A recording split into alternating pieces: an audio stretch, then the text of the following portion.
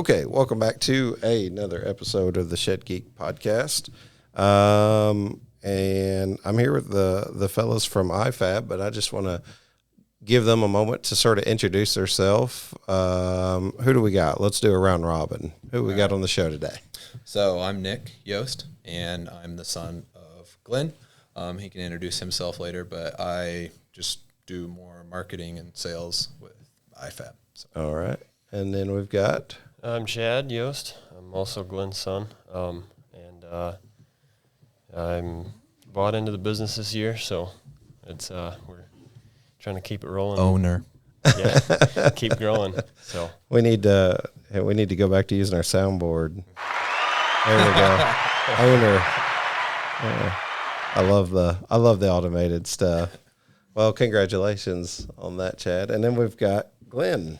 Yes, Glen Yost. I guess I'm the owner, original owner, part owner now. Been doing this since about a little over 10 years now. 10 years. So, Glen, tell me a little bit about iFAB. If you had to describe iFAB to the shed industry, what would you say? Well, we got our start with my brother-in-law wanting to get started building buildings. And he needed some help, and I wanted to help him. And so I was going to invest in the equipment to build the roof trusses. And I decided with my background in fabricating and inventing stuff, I guess, to just build my own rather than invest in somebody else's. So I built my first set of equipment. It would have gone into production a little over 10 years ago. Wow. So you have a fabrication background. Yes and no. I have a farmer background. Okay. And I don't know. As a kid, my dad kind of had the idea that, which a lot of dads do, that a kid that's busy is going to get into less trouble. And let's see, it would have been in about the late 70s, he bought a wire welder for the farm, which probably there wasn't a lot of wire welders on the farm. And it was my toy. And he supplied me with steel, and I just made stuff and learned, taught myself. So have you always had sort of that creative, like just catch whenever it came to welding or whenever it come to fabricating? Yeah, I think so. I mean, I built equipment, repaired equipment on the farm, and liked to design stuff. As a farmer driving through the field, I'd sit there and look at my equipment I was using, and, I redesigned it 3 times every day to make it work better in my head. Dad has the curse of being capable enough to see what improvements can be made, and then he can actually build them and make them. Yeah. So it's just like a continual nonstop. Just let's tear this back apart. When we build this next time, let's build it better. So it's kind of You were the original Build Back Better campaign. Yeah. We'll say. Yeah. I think for those that don't know about iFAB, and I've certainly heard the name several times and always heard good things, is you guys, Nick, sort of focus on, would you say 3 primary components, 3 machines that you guys typically do? You want to kind of tell the audience a little bit about that?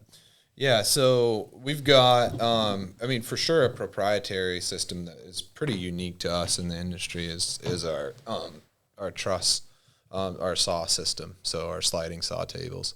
And so basically that just gives us the ability to make multiple cuts at the same time with air actuated cylinders on a standard DeWalt chop saw. So you can double up your 2x and cut all 4, for like a gambrel style rafter. You can cut all 4 components of that rafter with a foot pedal. Just throw your 2x in there, and everything's built on a rail system that precision is kind of one of the names of our one of our staples is keeping everything square, keeping everything as repeatable as possible. So that's probably our bread and butter. And then we do have presses as well. So we've got the presses, and then a pretty new addition is the door tables. So, I mean, we were kind of discussing a little bit of thoughts on like automation, and I don't know if like these tools fall under the category of automation necessarily in the shed industry, but they are taking, you know, from what you would have saw being built in, say, 1985 versus now to a whole new level. One of your guys in the shop out there was saying he used to build trusses full time in a shed shop. So, I mean, you're talking about putting 25, and I made the comment, I said, what's it take to build 25 of these things, you know, like from start to finish? And I think he said like, I don't know, 30 minutes or whatever. So, I mean, in terms of shops that are, well, Glenn, we were talking about piecework, you know, like so many shops do standard piecework. For them, it's about maximizing their efforts daily, wouldn't you say? As a shed manufacturer, or if you're working in a bay and you're trying to get as much out as possible, these components are incredibly effective in terms of saving time. Mm-hmm. That's sort of what I take away from it. Well, the cool thing about when you focus on, I always say that the efficiency side is a cool side effect of focusing on repeatability and precision. Is that when you focus on that, thankfully, the side benefit is that it becomes something that you can just do over and over and over again without a lot of hiccups. So definitely efficiency is, you know, I don't know if we ever really design products with efficiency being like the original, you know, driving force behind a design. But, you know, simple, you know, repeatable processes is what we're looking for. So tell me a little bit about what makes the precision truss saw system. Some of the questions I asked whenever I first saw it, you know, is this sliding saw, is that something that's kind of unique to what you guys do? Is that what allows you guys to be able to set yourself apart, for instance? I definitely, go ahead, Chad. You can talk to some. I don't really talk the whole time. Chad actually does a lot more of like on the R&D and on the manufacturing side of this, but it definitely is a unique. I haven't seen. There's definitely other options out there that would in the past, but I don't even know if currently there really is. There was one company that kind of copied us for a while, and they quit doing that. And the only other thing I know of is just one-off custom pieces built. I mean, you know, very small time. Someone asks a fabrication shop to build something, and they'll get something that doesn't have the years of R&D behind it that our product does. Yeah, you guys have been at it for 10 or 12 years. I mean, goodness, the shed industry itself really grew a lot over the last 10 or 12 years. I mean, even the last 5 years, I think a lot could be said for that. So, Chad, what are the things from an R&D perspective that you kind of take pride in iFAB, being able to associate it, go to the shed show, go to different places around the industry, or even whenever people call in? What sort of I know you're a humble guy, so I'm going to ask you to brag here, but what are some of the things that, you know, are the selling points, the selling features of iFAB? I don't know. I don't like to. You asked the R&D guy a question about sales. Yeah, I did.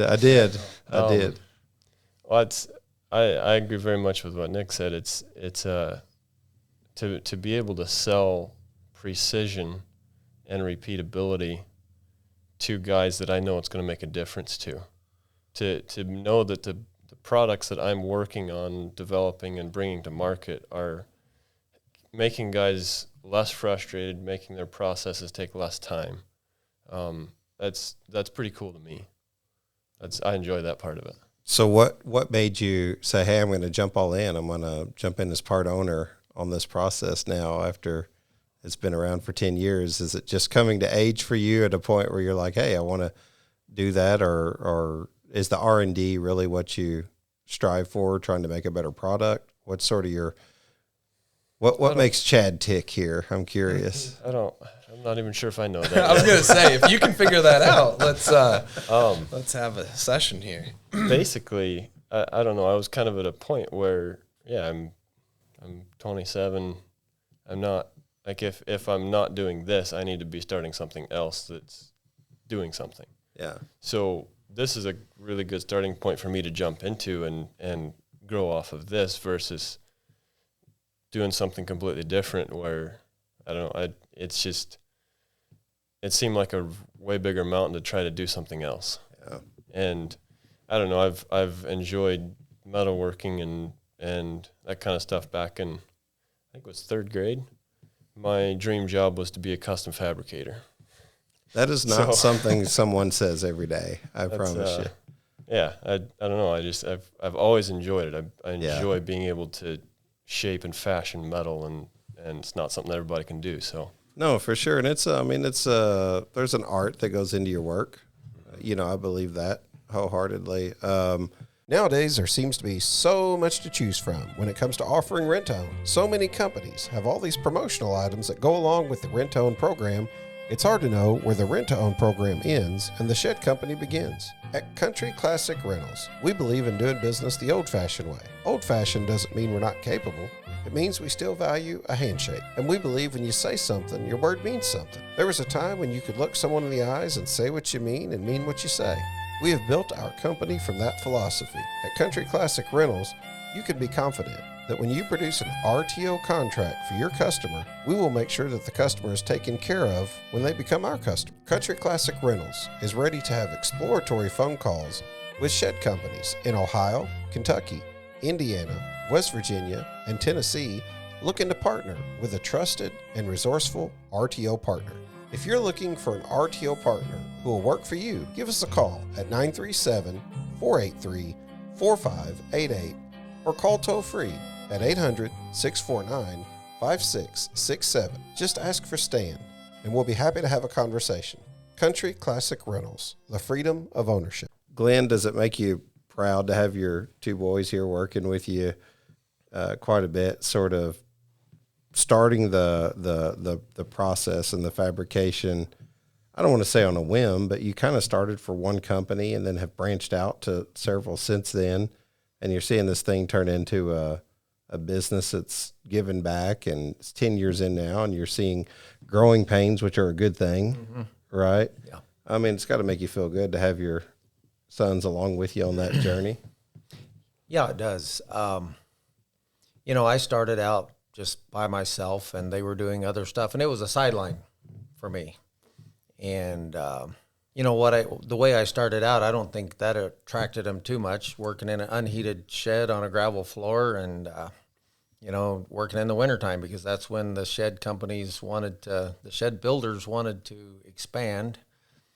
So that's when they were ordering equipment. And so, it was not enjoyable necessarily, and yet it was enjoyable to see stuff take shape and work like you expected it to. And so, having my boys with me today is in the business is very rewarding. And, I put a lot of effort into getting started, and it's kind of nice to be able to just come to work and not have all the burden of responsibility that I used to. Is to be sharing it. What's some of the struggles that you've kind of seen over this last 10 years in putting a product like this to market? I don't know. That's a good question. Putting it to market, we kind of started with one company and built all of their equipment for them for building their trusses and doors. And as Chad wanted to come into the business with me, I couldn't keep up by myself, so I needed to expand. Well, then by expanding, we had too much capacity. So we wanted to start finding other markets, and that actually was probably one of our bigger challenges, is getting out into the mainstream market. And at that time, the shed show was every other year, and we just missed one. So we had like 2 years to just word of mouth and paper advertising and that kind of stuff. So that was really difficult until we got to the first expo and could put our stuff out. Clientele up. Yeah, put our stuff out there in front of the customers and let them see what we were building and what it could do for them. Very awesome. What would you identify some of the successes? Like, what's some of the more rewarding things over the last 10 years? I don't know, just off the top of my head, one is, a guy that when you design stuff, you try to figure out what's going to be the best, and in your head it is the best, and when you build it, you realize that it wasn't. But on that count, the presses that we build are almost identical to the first one I built. We've refined them a little bit, but as far as major design, we've changed nothing. So that's rewarding that we basically kept the same design. It's been effective and it's worked. And that says something for you as somebody who wants to strive for perfection in the process or in the design. That's a little bit of a curse. Yeah. Well, I get it. Whenever I first started a podcast, trust me, I listened to a few of them back, and don't do that. It's just you can't. You're going to judge yourself constantly. Yeah. But what I learned is all of my and my this and that or whatever it is that I do that gets under people's skin. It's what I do every day, all day anyway. So if there's like some kind of nuance that you have, I think at some point you just kind of come back to the idea. I mean, the idea for you was to be able to service this one company, not knowing what it would turn into. Right. And then it really started taking off, and next thing you know, you're busy and you've got other people coming into the process. I mean, I basically make the same argument for myself. I mean, it started as a labor of love. Mm-hmm. I enjoy talking to people. Well, I just enjoy people in general, inside and outside the shed industry. I enjoy their conversations, where they come from, and I kind of look at like your company and others and shed companies as like being able to have a chance to tell a shed history or be able to take a cover story and put a microphone to it. Where'd you come from, and where's your company going? Like, what have you seen in changes? I get really excited when I get around somebody like Del Beachy, who started in 1982, and the price for an 8x10 shed was $500 or something. And then you see what it is now. The shed industry has really got a growing industry constantly. And it's really cool because you guys are here in Iowa, so you're in West Union, Iowa, which I'm used to going to West Union, Ohio. Some of my buddies there, like I've shipped packages to West Union, Ohio. I bet you have. Yeah. Probably Wheat Ridge. I'm trying to ship them to me. Oh, okay. Autofill on the computer goes to Ohio. So I was about to say, there's a lot of shed companies there on Wheat Ridge Road and Murphin Ridge Road and all of that. So they need to be getting some of your equipment here, right? Since there's shed companies there. But yeah, it's Iowa. You think about like sheds, and I have been up here, been through Des Moines. We usually stay on like 80. Not too many people get a chance whenever you're traveling through to get off the beaten path. It's actually very beautiful terrain here where you guys are from. We're dealing with a lot of the smoke. Mm-hmm. Wildfires. From the wildfire in Canada. We were up in New York 3 weeks ago, and we caught it there. And I'll tell you, from the drive all the way from Southern Illinois up here, we fought with that smoke. But when you get up here, it's absolutely beautiful territory. Nick, we talked a little bit about this on Zoom, but you guys are just kind of from here, from the local area. Nick has this really cool coffee shop. So if you guys ever come up here and pick up one of these units, you need to stop by there and get you some. DrinkEuphoriaCoffee.com. Yeah. Shameless plug. Nothing wrong with throwing in a shameless plug. Nick, what's sort of like, what's your take on the shed industry and like iFAB's place and like what you're trying to do? You've joined the team as a sort of from a marketing and sales perspective. What's some of the things that you see? I'm curious about your thoughts.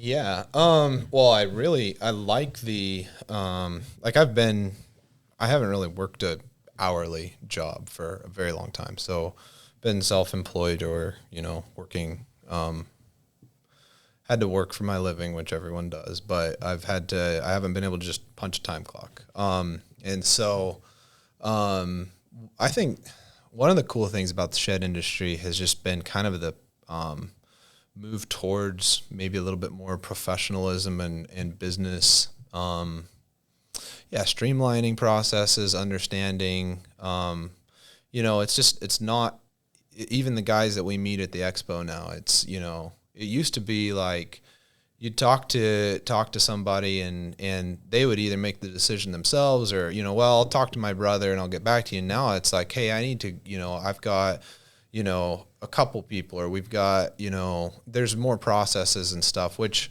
I just think that there's a really bright future for the shed industry based on kind of those observations of like, you go to the expo now and just, all the new people and more people you meet and the people that call us and the people that run across us. It's not just like we're, the industry is growing, and I think it's kind of growing it's growing up. It's growing up. So there's more of a future, I think, and it's creating careers for people, which is really cool. I mean, something like what you're doing is really awesome that, 5-10 years ago, it's just not as big of a deal, I told Deanna when we left from the coffee shop, I said, just having friends like this in multiple states, getting to travel around and meet with good people who are inspiring me through the business adventures that they're doing, and hearing their stories about how they got started, whether it be a hauler or a individual sales lot, a manufacturer, somebody supplying the industry, like yourself. What sort of iFAB's message to the shed builder that's listening today? What would you tell the shed builder? Obviously, precision truss saw system, precision truss press system, and precision door table. I feel like I got the message, but are you getting the message? But what would you tell the shed builder? I'm curious.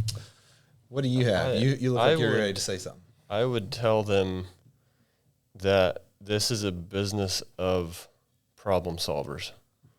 That's what we enjoy doing.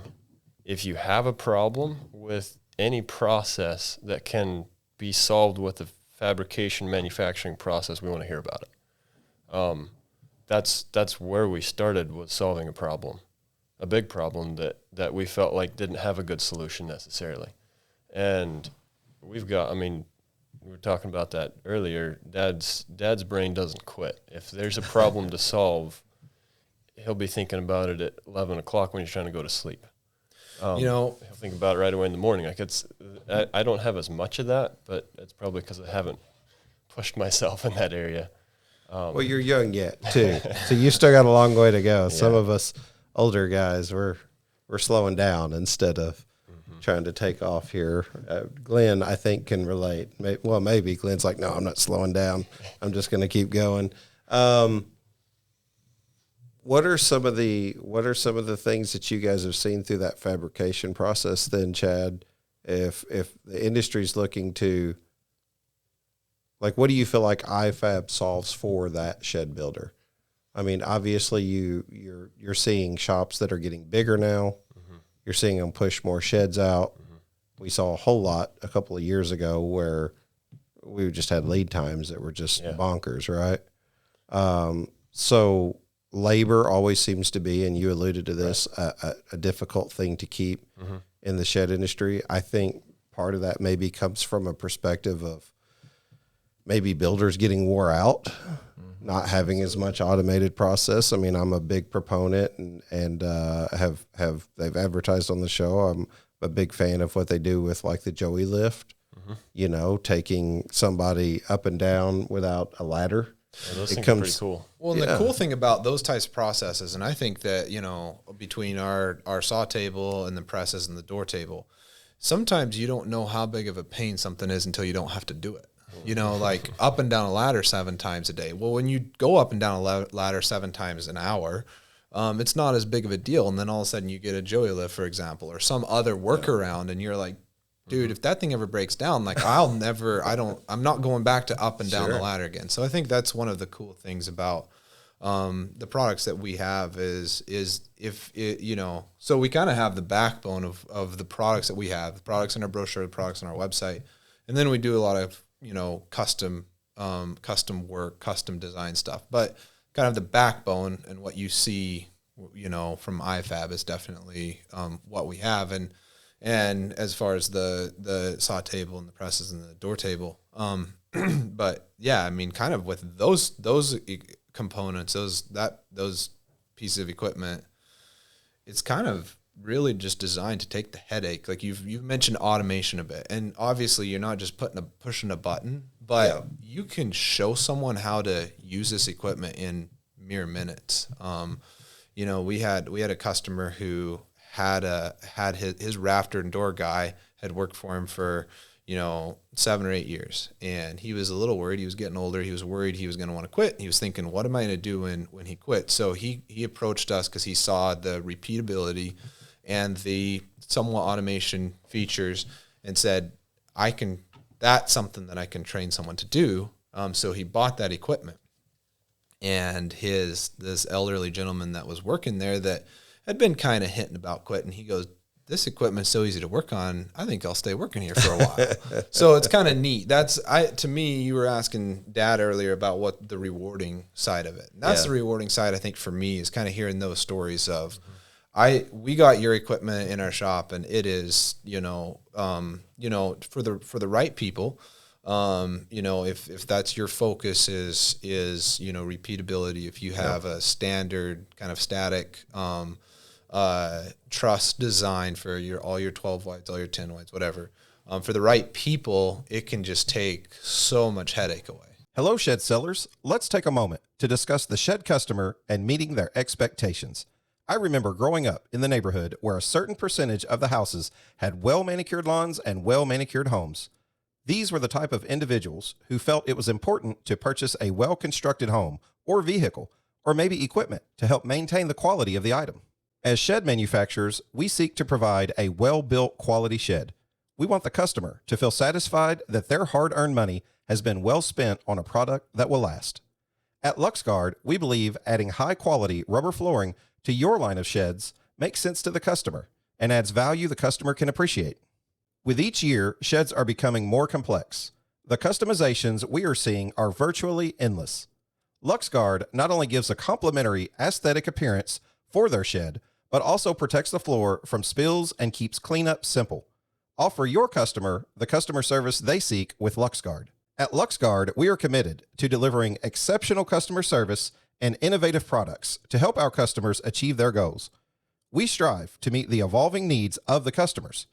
To speak with one of our ready-to-serve customer product specialists, simply call 336-468-4311. To see our product and view an installation video, just visit our website at luxguard.com. LuxGuard, the floor that lasts a lifetime.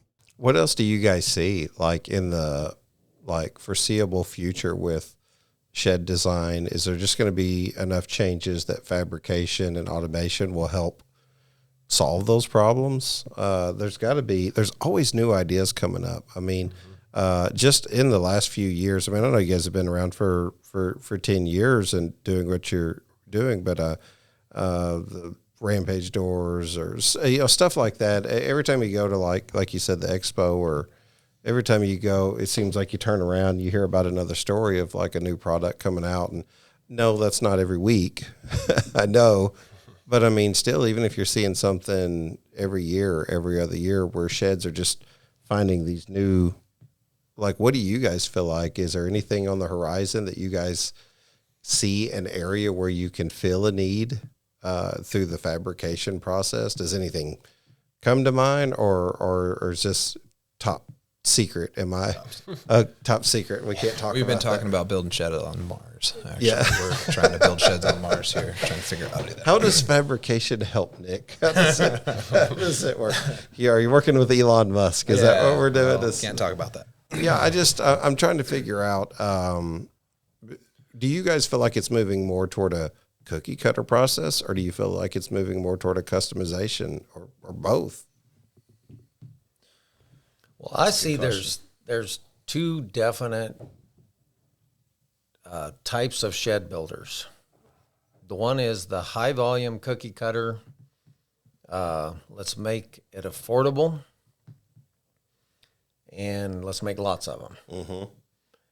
The other one is we don't want to compete with that. We're going to build highly customized luxury buildings with lots of options. And so that's kind of what I see as probably both of them are going to get farther apart rather than closer together, because you can't do one or you can't do both. Yeah. Good. You know, It seems like they're both growing, though. Like you're seeing more of both. Just the shed industry. Yeah, it it's seems just like growing. You know, I don't know if there's really a bend towards one or the other. But I like what you said. Like they're growing farther apart, but they're Yeah. growing. They're both growing parallel in terms Like, of. have you seen some of these elaborate, like basic? I mean, they're like big, like they're. I don't know how expensive they are. Like little pool houses that are. Oh, yeah. They're portable buildings. They get delivered on a, Pine Hill trailer, but they're like a $60,000 building, and so there's crazy. Well, I mean, even I know it's not stick built, but I mean, like what they're doing with some of the containers and container homes. And like I got reached out to by a company in China who's building these like ADUs. And I mean, of course, we've had some guys on from LA that have done the same thing. But I mean, a shed it's kind of a little different than a traditional mini barn. right. Of what you saw in like 1985 or something. It seems like the industry's going way beyond. Will you guys move into any of that industry with being metal fabricated? Do you guys get into like the container side of stuff? No, we haven't. But yet. there is Not yet, right? there is another part of the industry that I just been thinking about that wasn't mentioned, and that is I don't really want to call it the tiny home because they're not tiny. I was talking with one of my customers down south, and it's where some of the people out of Silicon Valley have been moving into. He's kind of on the edge of that market, and he said, you wouldn't believe how many 16 by 52s I've sold. Mm-hmm. And they're moving them out and totally finishing them out. And there are places that will finish it before they're moved. And that's a third direction that the industry's going. I agree. It's affordable housing has kind of become a bit of a thing from time to time. It seems like sometimes the I hate to use the word social class, but almost the financial class is seeing more separation, because you're seeing, in some cases, rich get richer, poor get poorer, and poor now in America means being able to live in still a 16 by 50. It's different than poor in a lot of countries. Nick, we were talking about how it's so much different when you grow up in America and what you see as poor versus spending time in a third world country or something like that. But we are seeing that to where it's not a heavy focus on, well, when I drive through Iowa, I mean, you guys have some of the most beautiful homes that I've seen. It reminds me of like, I don't know, when I'm going through Dubuque and seeing some of the large cathedrals and things like that. I mean, just the focus on customization and craftsmanship, they're not always there in home building today. It seems like, and we've got a shortage, right? Like we can't fill enough homes for people to live in. It seems like anyway in America, but taxes become a major problem. And then the next thing you know, you're seeing ADUs, you're seeing tiny home was 140 square feet, 15 years ago. Like you said, a 16 by 52. And I don't know, one of the pages I follow on Facebook is Shed to House, because that's basically what's happening is you're seeing a lot of sheds almost turning into houses. You're seeing the same craftsmanship in something that's just 400, 600, 800 square feet. Well, and the thing is, you can still buy a house in West Union, Iowa for, 100,000, 150,000. But as real estate prices, it's harder for people, I think, now to even just afford. Like, it starts looking more attractive to spend, what you can afford on a smaller home, and you get something instead of just continuing to rent like maybe they've done for the last 15 years or whatever. So yeah, it's continuing to change and the industry's growing. What I think is cool about it, and I've mentioned this several times, Glenn, is we kind of serve both sides of the market for sheds, because a shed storage, so that's meant for extra and excess, whereas a tiny home is more of a minimalistic lifestyle where you don't want very much. And here we got guys, probably your buddy down south, building for both clients, The one guy is buying more stuff and he needs a place to put it, and the other guy wants to get rid of stuff. So he needs a smaller place to live. You need to get those two together. That guy needs to buy the other guy's stuff. That's what garage sailing is. Yeah, that's right. Yeah, every time I see that, I always laugh whenever I see these signs scattered about that say I buy houses. Then I turn around and see real estate signs everywhere. I'm like, these two people need to meet. they really need to meet. Yeah. But yeah, you know what they're going for, and I'm sure it's way different. Where do you expect iFAB will be in 5 years, 10 years? What are you guys able to sit down and put that together now as a 10-year-old company and say, hey, we think we do want to get into chassis for tiny homes, or we want to get into some more metal fabrication? I don't know. Have you guys ventured out into anything so far? We haven't yet. I don't know. We've definitely had a lot of discussions. Yeah, that's probably more where we're at right now, is trying to figure out Transition. a good transition into. We definitely want to diversify, and it's. I don't know. You were talking earlier about bringing a product to market. That's one of the hard things, is figuring out what the market wants, because it's a lot easier to bring somebody something they want already than to have to convince them that you need this.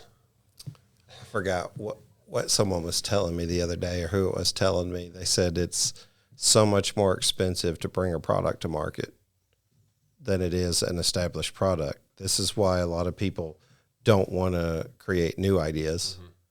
They want to work with a well-established idea and then try to go and do it better. I'm a fan of creativity. Glenn, I think you're a pastor, I think. That's right. Yeah, outside of all of your many other duties. And I've said this before, but one of the first things we learn about God, if we read the Bible like chronologically, is in the beginning God created. Mm-hmm. So he's a creator by nature. And he instills that within us to be creative. Right. So for me, I tend to fall on the dangerous side of creativity. I want to create all the time, do new ideas, find new stuff. I mean, think about it. A podcast, that hadn't been done yet for the shed industry. So it's always like, what can be done? First mover's advantage. Always try something that's not tested and you can't measure it, so to speak. Yeah, I would love to see where you guys go in like the next 5 years or the next 10 years, and see what are the kind of things that encourage you guys to move forward. Well, I think one of the big things is for the last 5 years, probably, we just moved into a new facility that is almost 3 times bigger than our old facility. Mm-hmm. So that's allowed us to hire some more people. We've been able to hire some people with some kind of specific expertise in machining and in manufacturing and some things like that. And so what we've done, like, we really haven't had probably over the last 5 years a real solid like sales team force. I mean, it's been a lot of Dad and Chad really kind of wearing all the hats. Yep. And so just building out kind of from the bottom up now of really getting on top of our manufacturing processes. That's something that Chad, we were talking about R&D, and Dad does a lot of the R&D stuff too. Chad is really kind of, his role is integrating those new processes and trying to be efficient in our shop in the manufacturing side of things. But I think for us, it's really, one of the things is like, these 10 and 12 week lead times have to go. So trying to get more efficient at building more product, bring that to market. And then that allows us, I think over the last 5 years, we've been like, it's like trying to drink out of a fire hose, just trying to keep up with that. Probably more from like a facility. It's not that we're just selling so much product, but it's more like between our facility and our crew that we have, it's just, we don't really have, when, like, if you don't allow yourself the time to strategize and think about the future, then you just kind of get this tunnel vision of like, well, I have next week we have 3 systems we've got to get palletized and out on the road, and then after that we've got and pretty soon you've just gone 2 years and you haven't really thought about, like, you've been crazy busy. But you haven't really positioned yourself or strategized a lot. So we've been blessed that we've been busy and we haven't really had to strategize so much. I mean, I think it's been more about design a product that works well, and it starts selling itself, and then you build from there. And that's kind of where we've been. So it's more about, in this next step is, number one, lock down, kind of the manufacturing processes and the sales and the customer relation processes to where things start moving a little bit quicker, and we can get product out, and we can, it's not for lack of ideas. We've got, number one is there a market for it? We've talked about all kinds of cool, more automated products and almost CNC style saws and those types of things. The thing is, are people willing to pay for them? Do they really fix a problem and offset that with the cost savings? So, there's definitely, like, the future, I think, is really bright in kind of where we can go. One of it is just listening to our customers too. When you're so busy, you don't necessarily call up your customer and say, hey, like, how is that new product, performing for you? So, some of even that is kind of like the next phases of being able to position ourselves to kind of attack some of the other problems in the manufacturing side that we see, that we hear about, and really tighten up the processes with what we already build. I wish I could bottle up that little 2-minute soundbite there that you did, because everybody can relate to that. I think when you start out in the shed industry, a lot of owners can relate to that because you wear a lot of hats. What's the difference in marketing sales? Who cares? I'm the builder, the marketer, the hauler. I'm the everything. I'm trying to do it all because we're trying. And what can happen is you can get so focused, like you said, and inundated in those moments that trying to do a good job in all areas, repairs, warranty repairs, sales, marketing. What does marketing look like? It looks like me doing a Facebook ad, or whatever it is. It can be so small that you don't know the difference in marketing and sales, and you don't know the difference in hiring a professional with talents because you're just trying to get your buddy a job because he can come to work for you and you really need fun help. It'd be fun. Yeah. So really taking that business to a whole new level and watching people grow. I find it exciting. A lot of people say, oh, that's boring. That's a bunch of talk about boring stuff. And I'm like, man, this is where the magic happens. These are the moments where you're seeing like an industry take off, where a podcast emerges, or, what you're seeing with all the fabrication and what you can do, what you're already doing, customers you're already servicing, and then trying to, hey, what else do you need? You said the most important thing. You said listen. And I think that's what a lot of companies, I don't want to say they get wrong. Maybe there's a lot that do it right. I don't know. I'm not there with them every day.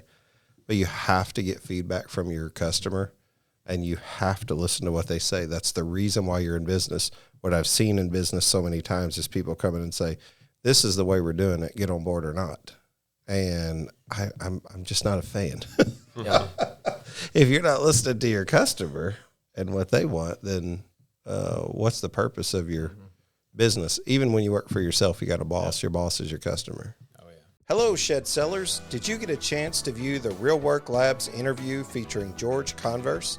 If not, be sure to check out the episode, where you can see a condensed demo during the interview. Just go to the Shed Geek Podcast YouTube channel and type in Real Work Labs. George and the team at Real Work Labs have received an influx of interest and new signups, and they are already working to provide real results. Real Work Labs shapes the way customers find you online. We are a software company that helps shed sellers like you get found where the customers live, not where your shed lot is. Our mobile app in the field hooks into your website, so your work and Google reviews are getting found on the map on location. That way, you drive more revenue, higher conversion rates, and true word-of-mouth referrals online. It's time to put your reviews on the map and leave a digital yard sign at your job sites using Real Work Labs. For more information, just go to shedgeek.realworklabs.com or simply call or text 480-787-7575. Mention the Shed Geek Podcast for special pricing and get a 50% discount on setup today. Well, that's a fun thing. I say fun. It's fun when you're looking at it right now. It's a little stressful sometimes, but moving our business in the last 6 months has turned everything on its head a little bit. Yeah. And you shake out the less desirable areas and revamp them, and it gives you a chance to do that. And yeah, we're having way more of that kind of a conversation now than we ever have, probably. Yeah, and that's one thing I was wanting to add here into this discussion is, in the past, when it was just Chad and I, we were just treading water, and trying to stay ahead of orders and as far as advertising, sales, we weren't really trying to get more because we were hardly keeping Already up busy. with what we had. And we knew we needed to hire more help. And yet, I think Chad and I are both probably more perfectionists than we should be. Unless we're building equipment for you, then you want us to be a perfectionist. But, we weren't willing to just hire anybody because we didn't want our quality to go down. And it took quite a while before we found help that we wanted to invest into hiring, training, getting on board.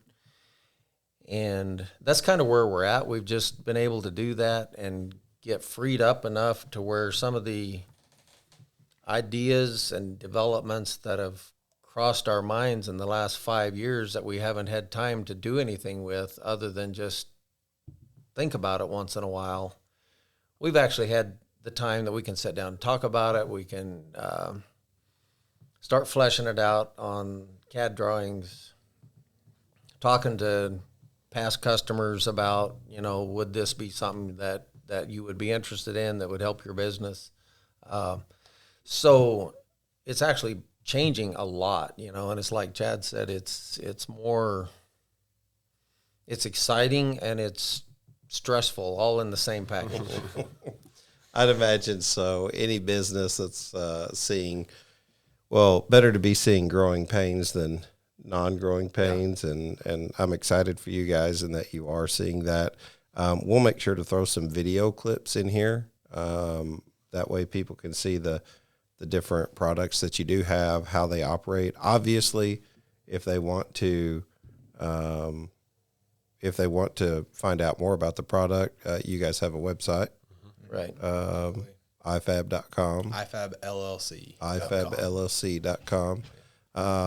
You got a phone number? Anybody got a phone number memorized? It's 563-422-7496. All right. We'll try to put some of that in like the show notes or things like that so that people can find that. What are some of the other products besides what you see on the website, Chad, that you kind of like that we really don't have in production, so to speak, but like some of like the 3-point barn We've got puller, a 3-point barn puller. We've got tractor, built racking for holding your trusses that you've built. You build 100 trusses at a time. Where they go? Yeah. built So racking built trusses. So Lumber rolling. racks in general. We Have you done any of those? Haven't. Yeah, we Man, I'm actually gonna have to start a selling little y'all bit. ideas. Dude, What am I that's- doing over See, here? that's what I'm saying. We're kind of in that, like, for a long time, we've almost just been like, you know what? We don't really have time. That's a great Yeah. question you just asked. You would like us to fix that problem, but we don't really have time right now. Like, maybe in the winter we can, or Yeah. maybe in our slow time during the summer, we can kind of work on it. But so we're kind of in that, like, fun, like, if you have a problem, let's talk about it. Cause some of these things we have, like, there's been 4 or 5 guys over the last 2 years have called us and said, hey, I don't really like what I see in, on the market with X, Y, or Z. Have you guys thought about building something? I have this idea rolling around in my head. And while it's a really good idea, we just, we haven't, until new facilities, more floor space, some more employees. Now we have kind of the resources to tackle some of those. So I would expect that in the next year, we'll definitely be bringing more of that, like those one-off custom pieces, into more of a production. Like, these will be, something that we offer. One of the things that your truss guy talked about was space. When he worked in a shed shop, they'll have 2 bays and they'll throw a corner over here for, your truss press or whatever. But then you get more bays, but you don't ever really, so you're growing, you got more business going, you got more sheds being built, but you don't have more space for your truss presses. I worked, and I think there was it's a Japanese term I think they used for it, and I could be wrong on this, but I think it was Kaizen, I think is what they used. So in a lot of these larger organizations like Toyota and things like that, when you're working in a production facility like yourself, it's all about spacing, and it's all about production and productivity, taking the least amount of steps you can. Eliminating waste wherever you see Eliminating it. waste. And I mean, just how if you're trying to speed up on, if you're trying to speed up and sell more sheds, and your lead time is got you kind of over the barrel, why not lumber racks? You can go in and you can start to Kaizen that space and start to look at it and say, well, first of all, you're taking 10 times more steps because you're going from here to do this. So being able to fabricate certain components that make it easier, I would definitely encourage people to look into that. I know that sounds crazy, but like every Fortune 500 company I know that's in a production space is doing that. Toyota, Nissan.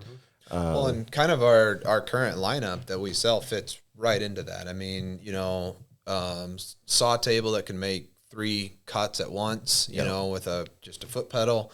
The efficiency, and we've talked about that already, but you're reducing waste, you're improving the life quality of your worker, which, like, not everyone thinks about that. But also when you think of, like, man, I've had to hire 3 different drafter guys over the last year. I wonder if I should invest a little bit into making their job a little easier, or those types of things. Those are some of the things that kind of feed right into the You can. processes I that mean, you're talking just about. the mule, the way. I mean, it came about to move sheds. I mean, you guys saw how sheds got moved before that, and imagine what that's doing to tear somebody apart, physically, as opposed to having a machine that creates the process. So it's the same with storage and all that.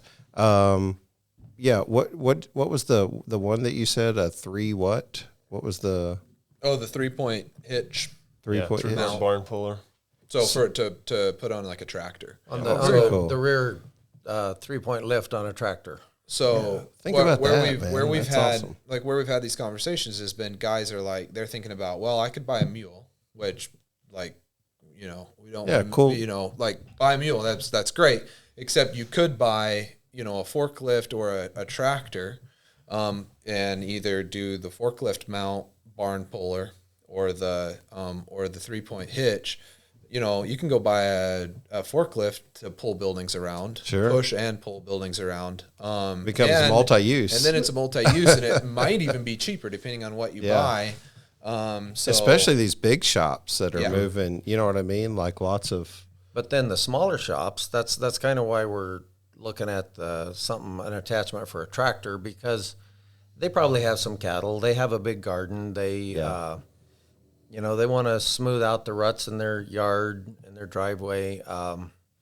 They'd really like an excuse for a nice tractor. So if they can if they can buy it for the business to move barns, it's And a use tax, it 2 hours a day. Tax, yeah. It's a tax deduction that they can use around the place for fun Yeah. and justify it. That barn puller isn't a brand like we've built one probably 5 years ago. At least. At least 5 years. I mean, it's been in daily use. We got to get some 6 or pictures of 7 that years. on the We have a the picture on the episode or website. something. Do you? That was Okay. the original. That's kind of build. the It's original, been but it's modified in and improved. redesign right now, and it's getting improved. So very soon we'll have Well, I mean, even, I don't know, maybe even shed lots. I mean, for the more organized shed lots, they're always talking about wanting a way to display their buildings and keep them. I mean, it's just something you can do if you're more, you know, if selling sheds isn't just a sideline for you, if it's your main job and you're trying to promote, I mean, the barn puller would be awesome. Dude, I didn't even know about that. I'd asked you about that earlier. That's awesome. I should have scoured your website more before I came in. I love what you're doing, guys. Obviously, you're looking to attain more customers. If people are looking to find out what iFAB has, ifabllc.com. Definitely go check them out on the website. I'm a firm believer of people buy from people they trust. I want to try something new on the show here today. 1 minute or less, Nick. Who's Nick personally? Nick personally. Man, that's a great question. Got to keep it to a minute. I know, that's the thing. Man, you know, I'm not a very self-insightful. What is that called? I'm not very insightful. I would say that I love relationships. My role here is a little bit more in the sales and marketing, but I'm not really a great sales person as much as I love just helping people. I can't just sell you something you don't need. So, you know, I love relationships. I really enjoy people and helping people out, and probably I like experiences. So, you know, with the coffee, I'm a huge coffee nerd, and I've been a huge coffee nerd. But you know, when you start roasting coffee and you start you have a cafe, you start like providing people an experience that they don't really get anywhere else. We're in a little town. So I really like being able to provide something for people that they would not otherwise be able to experience. And so that's something that we can do, you know, here with iFAB too, is, you know, with the going to the expo and just talking with guys. And, you know, this is kind of there's other things on the market that do similar, but this is also a new experience, and it's focused on some of the things we've already talked about. So I really like experiences. Man, what else?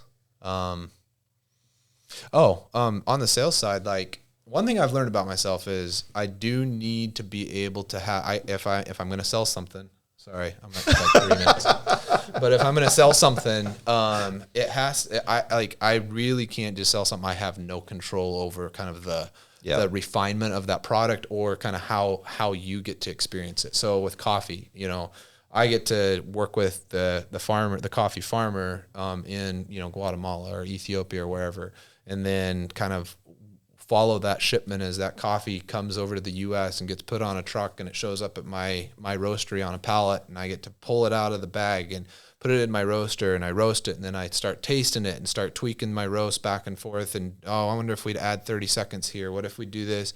And you taste it, and now you can bring it to the customer and be like, I'm pretty sure this is going to be some of the best coffee you've ever had. Or I'm pretty sure that this is going to be some of the most efficient and precise equipment that you've used. And not because, no, that's not what the brochure says. It's because I've been involved in the process. And you know, one of our little catch phrases at our coffee shop is just always serving the best coffee possible. So if we put in 100% effort in every aspect, and it's kind of the same thing here with our simple, innovative solutions, we always keep that as kind of the forefront. And yeah, it allows us to give people an experience. But I'm sorry, Dude, I love it. You might not I love want it. to do this on the next show if everyone's going to take. No, 5 or 10 I love minutes. it. So there's Yeah. a reason why we connected, is because we both love to connect and love relationships, and everything you said, I can almost mimic myself. Me and you could have started a podcast together. I promise you, we could have done it, no problem. Probably 2 hours long. Yeah, 2 Yeah, hour podcast. I can honestly say I mimic so many of the qualities that I don't think I'm a good salesperson, yet I love sales. Yeah. You know, it's kind of weird, but I mean, for me, it's important to see you get value and not just sell you something. And I think that's the mentality I took into the podcast as well. Chad, we'll see how long your minute is. I know Nick's minutes are as long as mine. Yeah. Chad's are a little better. Yeah. Who's more of a quieter Chad? person? So Yeah. I don't know. I guess probably I'm a perfectionist, and which obviously you can tell by my speaking. I don't. I have to say things correctly, and it's kind of a curse. But I like to. It's part of my temperament to help people. I have to be helping people, or I lose my focus on life and my focus on everything. Wow. And that's partly why we're getting into a little bit of just a local scene here, because for me to feel fulfilled a little bit, I need the guy walking in the door that has a problem that I can solve for him right now. And that's partly what I enjoy about this equipment too, is I know that if you buy my equipment, it's going to solve a problem. So it fits into my personality very well to be helping people all the time. I promise, between the two of you guys, you just sold me something, and I don't even know what I bought. We'll figure it out later. Seriously. Yeah, we'll figure it out. I bought something. Glenn, how would you explain yourself? Well, I don't want this to be a canned answer. Some people might think it is. You mentioned I'm a pastor, and that's what I am foremost as a Christian. Yeah. And secondly, I'm an innovator. That's what I've always enjoyed doing. How can we build something that's going to be better than what you can buy? How can I modify something I've already bought to make it perform better? And when I was farming, that's something I enjoyed. Is in the wintertime, you didn't have to count your hours you put into something. I could spend a week building a bracket for a monitor in my tractor, and I might rebuild it 3 times because I wanted it just right, and it didn't matter how much it cost or how much time I put in it. Well, I think I still have a lot of that, but you have to be more efficient when you're trying to make a living at it. So, but that still is those ideas, go over my head, and I think, like one of the boys mentioned, it's something that my wife asks me about sometimes. So you can't just sit at the table and leave work at work? And I said, no, because there's, you've always got to find a better way to build it, a better way to manufacture it, a better way to sell it. You get stuck in a rut, and that's where you are, and that's where you're going to be. And there's always a better way to do it. I love it. I like I said, between the 3 of you, I bought something. I don't know what, but and I understand what that means, and I think that actually probably does you a lot of favors as a pastor. The deep thought and the just marinating of thought probably serves you well, I'm guessing, as a pastor. I'm a fan of prayer here on the podcast. I don't always pray every time, and I don't always ask people to, and sometimes I do. Would any of you want to lead prayer? If not, I'll be more than happy to. I'd say the guy that's the pastor. Yeah, well, I don't want to put him on the spot. If he wants to. It doesn't put me on the spot. If it don't put you on the spot, maybe just a prayer over the industry and those of us that get to experience this wonderful industry where Christianity is so prevalent and our faith does lead and doesn't separate from our work. Yeah. That's great. And I'm just going to mention this before I pray. We spent 5 years in Africa as missionaries, and the country where we were, they approached God in the same language that an adult would speak to a child. And I learned a whole different way to pray. And I don't pray formally, so just a warning. That's all right. All right, let's pray. All right. Heavenly Father, here we sit. We've talked about our work and what we busy our hands and our minds with, and how we try to provide for our families and help other people do that. And we know the most important thing in life is to live our lives for you and also for our fellow man. The 10 Commandments are about how to worship you and then how to get along with others. So help us, Lord, to do that in our place in this industry. And we'd like to ask that it would grow. It's probably a little bit selfish, and yet we know you're interested in all things. And just bless us and everyone else that's involved, that we can do our part. In Jesus' name, amen. Amen. I love it touched me that you said, I feel it could be a little selfish, but yet, God, you're involved in all parts. And I struggle with that sometimes. Lord, help me find more success. Because as long as does that success mean it's going to hurt someone else, and that's always a concern. But I love that you prayed that prayer, because that was just great.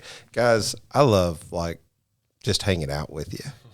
If nothing else, iFABLLC.com. If you guys are stuck around this long, appreciate you listening. These guys are great. Give them a call and come check them out at the Shed Expo. I'm sure they're going to be there too. Yep, we'll be there. All right. Appreciate you guys being on here. Thanks a lot. Thanks so much. Thanks. Enjoyed it. All right. Yeah, thank you.